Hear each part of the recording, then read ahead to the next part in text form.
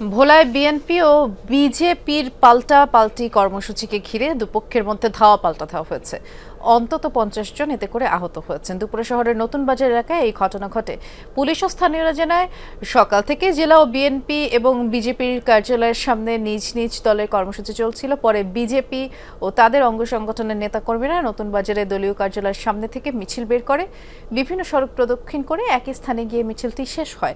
পরে সমাবেশের আয়োজন করেন তারা। অন্যদিকে শহরের মহাজনপট্টিতে জেলা বিএনপির কার্যালয়ের সামনে সমাবেশ শেষে একটি মিছিল বের করে দলের নেতাকর্মীরা। নতুন বাজারে পৌর ভবনের সামনে পৌঁছালে উভয় পক্ষের মধ্যে প্রথমে ইটপাটকেল নিক্ষেপ ও লাঠি ছোঁড়াছুড়ি, পরবর্তীতে ধাওয়া পাল্টা ধাওয়া শুরু হয়। উভয় পক্ষের অর্ধশতাধিক নেতাকর্মী আহত হয়। খবর পেয়ে ঘটনাস্থলে পৌঁছে পরিস্থিতি নিয়ন্ত্রণে নেয় পুলিশ। আহতদের উদ্ধার করে হাসপাতালে পাঠানো হয়েছে।